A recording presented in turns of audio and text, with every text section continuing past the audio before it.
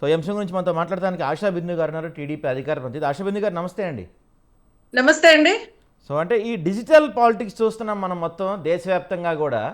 కొంత ఈ డిజిటల్ పాలిటిక్స్లో మొదటి నుంచి కూడా టీడీపీ కొంత స్ట్రాంగ్ అనేది ఒక మాట వినిపిస్తూ ఉంటుంది. సోషల్ మీడియాలో డిజిటల్ దాంట్లో టీడీపీ కొంత స్ట్రాంగ్ అని చెప్తుంటారు.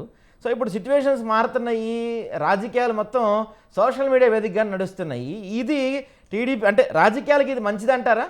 నమస్కారం అండి.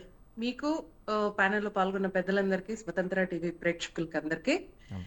సార్, ఇప్పుడు ఒక జనరేషన్ మారుతున్నప్పుడు ప్రతి దాంట్లో కూడా మనం నేర్చుకుంటూ పోవాల్సిందే, తప్పదది. దానికి తగ్గట్టు మనం మారాలి. ప్రజలు కూడా అందిపుచ్చుకుంటున్నారు, రాజకీయ నాయకులు గాని ప్రభుత్వాలు గాని దానికి అందిపుచ్చుకోవడం అనేది ఖచ్చితంగా. ఇప్పుడు మీరు చూస్తే ప్రభుత్వాలు కూడా పూర్తిగా డిజిటలైజ్ చేశారు. మనం ఒక సోషల్ మీడియా గురించి మనం ఆలోచిస్తున్నాం కానీ మీరు ఏదైనా చూడండి, ఏ పథకాల గురించి కానీ ఏదైనా అప్లై చేసుకోవాలన్నా కొన్ని పథకాల గురించి మనం మీ సేవకి వెళ్ళాలా లేదా సచివాలయంకి వెళ్ళాలా అని ఆలోచించే వాళ్ళు, కొంచెం బాగా ఎడ్యుకేటెడ్ అయి డిజిటలైజేషన్ గురించి బాగా తెలిసిన వాళ్ళు ఫోన్లోనే అన్ని చేసుకోవచ్చు ప్రతిదిను. అది ఎప్పటి నుంచో, ఎప్పుడైతే మనకు ఫోన్స్ అన్నది చేతిలోకి వచ్చాయో, స్మార్ట్ ఫోన్ ఎప్పుడైతే వచ్చిందో, నెట్ అన్నది మనకు చేతిలోకి వచ్చిందో, అఫ్ కోర్స్ అది రెండిటికి ఉంది, మంచికి మంచి, చెడుకు చెడు కూడా ఉంది. కానీ మంచిగా యూటిలైజ్ చేసుకోవడం డిఫరెంట్.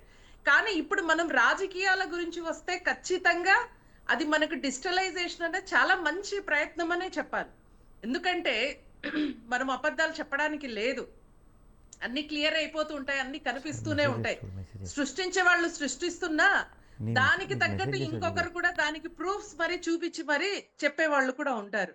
టీడీపీ వాళ్ళు కూడా అంటే అది కరెక్ట్ గా మనం చెప్పాలంటే, మేము ఎప్పుడు ఇంకా బాగా స్ట్రాంగ్ అయ్యామంటే 2019 లో ఎప్పుడైతే ఐపాక్ టీమ్ వైసీపీ వాళ్లతో ఒక అబద్ధాల పర్వాన్ని ఒక సృష్టించిందో సోషల్ మీడియాలో, లేనిపోని అబద్ధాలు, అటు విజయసాయి రెడ్డి గారు ఉన్నప్పుడు కానీ ఇంకేదైనా అంటే ఫర్ ఎగ్జాంపుల్ కమ్మ డిఎస్పీలు 17 మంది 27 మంది కమ్మ డిఎస్పీలకి ఇచ్చారు, లేదా పింక్ డైమండ్ గురించి మాట్లాడితే, ఇంకే విషయం నుంచైనా గురించి మాట్లాడినా కూడా అబద్ధాలు విపరీతంగా స్ప్రెడ్ చేయగలిగారండి వాళ్ళు. అది మేము అందిపుచ్చుకోలేకపోయాం. దాన్ని చంద్రబాబు నాయుడు గారు కూడా సీఎం గా ఉన్నప్పుడు 2014 to 19 మధ్యలో ఆయన పని మాత్రమే పని చేద్దాం, పని శాశ్వతం, ప్రజలు చూసేది మన పనితనాన్ని మాత్రమే అనుకున్నారు. కానీ ఆ డిజిటలైజేషన్ ఎప్పుడైతే ప్రజలు మనం దాన్ని తిప్పి కొట్టలేనప్పుడు ఈ ప్రాబ్లమ్స్ అన్ని, ఎప్పుడైతే మనం సైలెంట్ ఉన్నామో అది నిజాలు అనుకునే ప్రమాదం కూడా ఉంది అన్నది మేము అప్పుడు చూసాం, తెలుసుకోగలిగాం. గత 5 ఏళ్లలో ఏదైతే జరిగిందో అవన్నీ ప్రజలు చూశారు. కాబట్టి సోషల్ మీడియాని కూడా మనం నమ్మాలా వద్దా అన్నది ఆ తర్వాత తెలిసింది. టీడీపీ వాళ్ళు కూడా దానికి తగ్గట్టు ప్రూఫ్స్ చూపిస్తూ అన్ని చూస్తే ప్రజలు కూడా అర్థం చేసుకోగలిగారు, పనితనాన్ని నమ్మారు. కాబట్టే మళ్ళీ తెలుగుదేశం పార్టీ కూటమి ప్రభుత్వం ఏర్పాటు చేయగలిగింది సార్. ఖచ్చితంగా సోషల్ మీడియా కానివ్వండి, అటు ఎక్స్ సోషల్ మీడియా ఇంకేదైనా డిజిటలైజేషన్ అన్నది ఖచ్చితంగా ప్రతి ఒక్కరిలో ఇప్పుడు మన అంతర్భాగం అయిపోయింది అనాల. అంటే బిందు గారు దీనివల్ల మన రాజకీయ పార్టీలకి ఉపయోగం ఉంది, నష్టం ఉంది. ఉదాహరణకి ఇప్పుడు మనం ఢిల్లీలో జరిగిన సంఘటన చూసాం. పెద్ద ఎత్తున నిరసన చేశారు, దేశవ్యాప్తంగా ఒక సోషల్ మీడియా ఉద్యమం నడిపారు, కేంద్రం మెడల్ వంచి ఒక కేంద్ర మంత్రిని రిజైన్ చేయించగలిగారు. అంటే రేపటి రోజున పార్టీ ఏదైనా, ఇక్కడ నేను ఇర్రెస్పెక్టివ్ ఆఫ్ పార్టీలు మాట్లాడుతున్నా, మీరు చెప్పిన వైసీపీ వాళ్ళు చెప్పిన ఎవరైనా మీరు చెప్తామన్న హామీ నెరవేర్చలేకపోతే అప్పుడు కూడా ఇలానే ఒక ఉద్యమం చేసి, లేకపోతే సోషల్ మీడియా వేదికగా దాన్ని ఒక స్ప్రెడ్ చేసి ప్రభుత్వాలని కూడా దింపే, లేదా ప్రభుత్వాలని కదిలించే అవకాశం కూడా ఉంటుంది కదా. అది కొంత ఇబ్బంది అయ్యే అవకాశం ఉంటుంది కదా మీకు ఫ్యూచర్లో. ఎందుకు సార్, కూటమి ప్రభుత్వం బాగా పనిచేస్తుంది ఖచ్చితంగా. ఇప్పుడు మేమేం పరదాలు కట్టుకుని తిరగట్లేదు. అంటే ఇక్కడ కాదు బిందు గారు, ఇక్కడ నేను ఒక నిమిషం అండి బిందు గారు నేను కూటమేనట్లా పార్టీలు అంటున్నా, అందుకే ఇర్రెస్పెక్టివ్ ఆఫ్ పార్టీల గురించి వద్దు మనకి. ఎగ్జాంపుల్ చెప్తున్నా నేను మీకు, ఇప్పుడు నేను ఎగ్జాంపుల్ చెప్తున్నాను సార్. ఇప్పుడు మీరు జగన్మోహన్ రెడ్డి అంటే, నేను ఇప్పుడు పరదాలు అనగానే మీకు వైసీపీ గుర్తు రావాలి, జగన్మోహన్ రెడ్డి గారు గుర్తు రావాలి. అట్లా మాకేం గుర్తురారు. కూటమి ప్రభుత్వం ప్రజల దగ్గరకు వెళ్తుంది, లేదు క్లారిటీతో వెళ్తుంది. ఇప్పుడు నిజంగా మేము అమలు చేయకపోతే ప్రశ్నించే వాళ్ళు ప్రతి ఒక్కరు, ఇప్పుడు మీరు ఏదైతే జెన్జీలు అంటున్నారో, మొన్న ఢిల్లీలో జరిగింది, అందరు క్వశ్చన్ చేస్తారు ఖచ్చితంగా. ఇప్పుడు అలాగే మేము కూడా ప్రిపేర్ అయ్యి ఉండాలండి. అయితే ఇక్కడ సోషల్ మీడియాలో వినిపిస్తున్న ఇదేంటంటే, ప్రశ్నిస్తే దేశంలో ఏ ప్రభుత్వం లేని విధంగా మీ ప్రభుత్వం కేసులు పెడుతుంది, ఏకంగా ఉపచట్టాలు కూడా పెడుతున్నారు అని చెప్పి యూత్ మాట్లాడుతున్నారు సోషల్ మీడియాలో. ప్రశ్నిస్తున్నాం మేము సోషల్ మీడియా వేదికగా, విపరీతంగా కేసులు పెడుతున్నారు మా మీద, అసలు నోరు జరగనట్లేదు మమ్మల్ని అంటున్నారు. మరి ప్రశ్నించే వాళ్ళపైన కేసులు పెడతాం కరెక్టేనా? అట్లా ప్రశ్నించే వాళ్ళ మీద క్వశ్చన్ చేయట్లేదండి. ఇప్పుడు ప్రశ్నించే వాళ్ళ మీద ఎక్కడ మేము కేసులు వేయట్లేదా? దాన్ని వల్గారిటీని దాన్ని కలుపుకొని పోతున్నారు చూసారా? ఇప్పుడు రాముడు పేరు ఎత్తాడు, అయిపోయింది. దానికి తోడు ఇంకో 4-5 బూతులు కలిపారు చూడండి రావణ్ గారు. ఆయన పేరు రావణ్ అని పెట్టుకొని రాముడు గురించి గాని బూతులు కలిపితే అప్పుడు మనం ఆ కేసులు వేయాలి. పెట్టకపోతే తప్పండి అది. అది అప్పుడు ఏమవుతుంది, సమాజంలో ఆ నెగిటివిటీ మనం స్ప్రెడ్ చేసినట్టు అవుతుంది.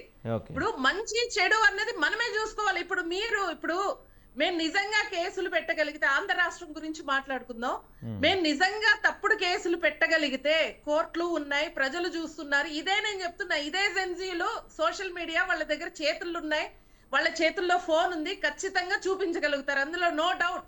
ఇప్పుడు జగన్మోహన్ రెడ్డి గారు కానీ వాళ్ళ సోషల్ మీడియా కానీ ఏమైనా చేయాలనుకున్నా ఖచ్చితంగా విత్ ప్రూఫ్స్ తో బయటకు వస్తుంది. చంద్రబాబు నాయుడు గారు కానీ కూటమి ప్రభుత్వం ఏం చేయాలనుకున్నా నిజంగా తప్పులు జరిగితే టీడీపీ సోషల్ మీడియానే రెడీగా ఉంది. మీరు వైసీపీ దాకా వెళ్తారు, టీడీపీ సోషల్ మీడియానే క్వశ్చన్ చేస్తుంది. మీరు అది తెలుసుకోవాలి, బాగా హక్కు ఉంది. మేము తెలుగుదేశం పార్టీ కార్యకర్తలం, మేము రాష్ట్రం కోసం, రాష్ట్ర బాగు కోసం పనిచేస్తాం కాబట్టి, మేము ఏదో ఉద్యోగాలు చేస్తా, మేము ఇందులో పాలు పంచుకుంటున్నాం కాబట్టి, డెఫినెట్ గా రాష్ట్రం బాగు కోసం పోరాడుతున్నాం కాబట్టి, నిజంగా సరిగ్గా పని చేయలేకపోతే అటు కూటమి ప్రభుత్వం గానీ, బాబు గారు గానీ, లోకేష్ గారు గానీ ఏదైనా చిన్న తప్పు చేసినా we are ready to question them. అంటే ఏదైనా సలహాలు కూడా సోషల్ మీడియాలో వచ్చినా తీసుకుంటున్నారు, ఖచ్చితంగా తీసుకుని. మీరు ఎన్నో ఎగ్జాంపుల్స్ చెప్పచ్చు. సోషల్ మీడియాలో వైరల్ అయిందంటే దానికి తగ్గట్టు అరెస్టులు జరుగుతున్నాయి, చేంజెస్ జరుగుతున్నాయి, మోడిఫికేషన్స్ అవుతున్నాయి, ఎన్నో జరుగుతున్నాయండి. అటు గవర్నమెంట్స్ అడాప్ట్ చేసుకుంటున్నాయి వాటిని అన్నిటిని. మనకు ఖచ్చితంగా అది ఉండాల్సిందే. ట్రాన్స్పరెన్సీ అనేది కూడా ఖచ్చితంగా వస్తుంది. ఇందాకనే మనం మాట్లాడుకున్నట్టు 2 అంశాలు ఉన్నాయి. ఒకటి లేని అంశాలు కూడా యాడ్ చేసి నెగిటివిటీ జోడించి కొంతమంది స్ప్రెడ్ చేస్తున్నారు. దానివల్ల కొన్నిసార్లు నిజాలు కూడా ఎందుకంటే మనకు సామెత కూడా ఉంటుంది కదా, నిజం బయటకు వచ్చే లోపల అబద్ధం గురించి తిరిగి వచ్చేసింది అన్నట్టు.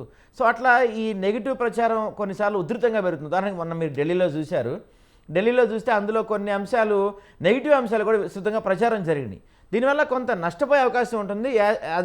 అదే సందర్భంలో పార్టీలకు కూడా కొన్నిసార్లు నష్టపోయే అవకాశం ఉంటుంది కదా. ఖచ్చితంగా సార్. కానీ ఇప్పుడు ఒక్కసారి దెబ్బతింటారు కానీ ప్రతిసారి కాదు కదా. ఒక్కసారి ఏదైనా ఇప్పుడు ఆ మూవీలో మహేష్ బాబు గారు అంటారు చూసారా, మీరు మర్చిపోయారు, జనాలు మర్చిపోయారు కానీ గూగుల్ మర్చిపోదుగా అనేసి. ప్రతిదిన మీరు 10 ఏళ్ళు 20 ఏళ్ల క్రితం ఏం జరిగిందో వీడియోలు ఉంటే బయటికి తీస్తే చాలు, అప్పుడేం మాట్లాడారు, ఇప్పుడేం మాట్లాడుతున్నారు అని. ఇప్పుడు ఇవన్నీ మనము చెప్పుకుంటూ పోతున్నాము. కానీ ఇందాక బండి గారు ఏదైతే బండి మల్లికార్జున రెడ్డి గారు కొన్ని పాయింట్స్ తీశారు, దాని గురించి మాట్లాడాలనుకుంటున్నా అండి నేను. ఇక్కడ ఏం చెప్తున్నారంటే, గత ప్రభుత్వంలో 19 to 24 మధ్యలో జగన్మోహన్ రెడ్డి గారు ప్రతిదీ డిజిటలైజ్ చేశారు అని చెప్తున్నారు. మీరు క్లియర్ గా చూస్తే మద్యపాన నిషేధం గురించి చెప్పి, కల్తీ ఉన్న మద్యాన్ని లోపలికి రాకుండా మెయిన్ ఏవైతే ప్రొఫెషనల్ గా కొన్ని మంచి కంపెనీస్ నుంచి వచ్చే దాన్ని పూర్తిగా ఆపేసి 5 ఏళ్ళు పూర్తిగా వాళ్ళే తయారు చేసుకొని స్పిరిట్లు కలిపేసి నకిలీ కల్తీ మద్యాన్ని తీసుకొచ్చారు. దాన్ని ₹1 కూడా ఒక డిజిటలైజేషన్ అన్నది లేకుండా పూర్తిగా క్యాష్ రూపేణానే జరిగింది అన్న విషయం సోషల్ మీడియా కానండి, పూర్తిగా దాంట్లో అరెస్టులు జరుగుతున్న ఇంత తెలిసినా కూడా సార్కి తెలియకపోవడం ఏంటో నాకు తెలియట్లేదు. కాబట్టి ఆయనకు తెలియజేయడానికి చెప్పుకోవాలంటే ఏదైతే ఇప్పుడు ఈ ప్రభుత్వము వైసీపీ సోషల్ మీడియాలో ఉన్న వాళ్ళని లేదా ఎవరైతే ఉన్నారో వాళ్ళ మీద తప్పుడు కేసులు పెడుతున్నారు అనేసి చెప్తున్నారు ఆయన.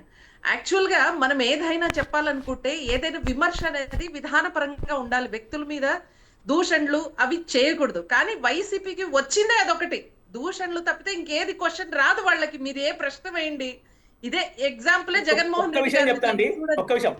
ఒక్క విషయం సార్ చెప్పండి సార్. వీళ్ళు రప్ప రప్ప అని పుష్ప సినిమా డైలాగ్ పెడితే చంద్రబాబు గారు దాని ఏంటంటే గొడ్డల పార్టీ అని పేరేటట్టుగా రప్ప రప్ప బంద్ చేశారు ఇక. Okay okay correct sir.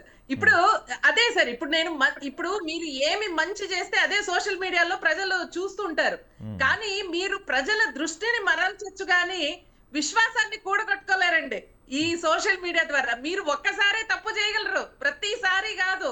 మేమేం దొరకలే పైకి మేము యాక్ట్ చేస్తే నమ్మేస్తారు ప్రజలంటే, అలా కాదండి.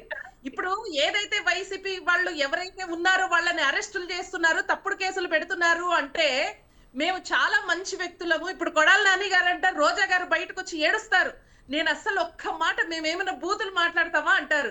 అసలు బూతులకు అంబాసిడర్సే వాళ్ళు వచ్చి ఇలా మాట్లాడితే ఎవరు నమ్ముతారండి?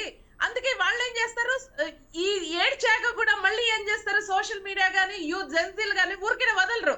ఇదిగో అమ్మా నువ్వు మాట్లాడిన మాటలు ఇవి అని ఆవిడకి పెడతారు. అప్పుడు ఏమవుద్ది అంటే క్లారిటీ ప్రజలకి అంత ఫాస్ట్ గా వెళ్తుంది. ఇప్పుడు మనం ఏదో ఇన్స్టాగ్రామ్ కానివ్వండి, ఫేస్బుక్ కానివ్వండి, ఏదైనా మనం ఒక కామెడీ రీల్స్ చేస్తున్నప్పుడు పొలిటికల్ రీల్స్ కూడా వస్తాయి. సో ప్రజలు ప్రతి దినం అబ్జర్వ్ చేస్తుంటారండి. దానికి తగ్గట్టు పైన ఏం మాట్లాడారు, అంతకు ముందు ఏం మాట్లాడారని రెండు క్లబ్ చేసి మరి ఒక రీల్స్ తయారు చేసేస్తున్నారు. వచ్చేసింది, ఏమీ మనం ఎక్కడ తప్పించుకోవడానికి లేదు. వైసీపీ కావచ్చు, టీడీపీ కావచ్చు, కూటమి కావచ్చు, ఎవ్వరు తప్పించుకోవడానికి లేదు. డెఫినెట్ గా ప్రజల దృష్టిలో మనం ఖచ్చితంగా మన పని ఏం చేస్తున్నాం అనేది చూపిస్తారు. మనం ఇక్కడ మాట్లాడి నేను భోగాపురం ఎయిర్పోర్ట్ ని నేనే కట్టించాను, నా వల్లే అయిందని చెప్తే పాత రికార్డులు అన్ని తీస్తున్నారు. మీరు చూస్తూనే ఉంటారు. జగన్మోహన్ రెడ్డి గారు ఏం చెప్పారు, ఎర్ర బస్సు రాని చోటుకి భోగాపురం ఎయిర్పోర్ట్ అవసరమా? లేకపోతే ఇన్ని ఎకరాలు ఏం చేసుకుంటారు, అవసరమా? మనకెందుకు, మేము ఖచ్చితంగా కేసులు వేస్తామని పాతవన్నీ తీస్తున్నారు. ఆయన ఎన్ని చెప్పుకున్నా అది వెళ్ళదు, రీచ్ అవ్వదు. రీచ్ అయినా వాళ్ళకి ఒక చెడ్డ పేరు అనేది వచ్చేసింది. సో జగన్మోహన్ రెడ్డి గారు వాళ్ళ టీం ఇంతే, ఇదే అబద్ధపు మాటలు. ఫస్ట్ వద్దంటారు, అయ్యాక కంపెనీలు ఏదైనా వచ్చాక ఆపేశారు, వాళ్ళని పట్టించుకోవడం ఆపేశారు. పాపం జగన్మోహన్ రెడ్డి కూడా అది కానీలే అనేసి ఆయన ముందుకు వెళ్తూనే ఉంటారు. ఆయన చెప్పాల్సింది చెప్తారు అంతే. క్వశ్చన్ చేశారా దానికి ఆన్సర్ ఉండదు, వీపు చూపించుకొని వెళ్ళిపోతుంటారు ఆయన, మీ మీడియా వాళ్ళు క్వశ్చన్ చేస్తుంటేనే. సో ఇవన్నీ ఇంకా అయిపోయింది. జగన్మోహన్ రెడ్డి గారు కానీ వాళ్ళ టీం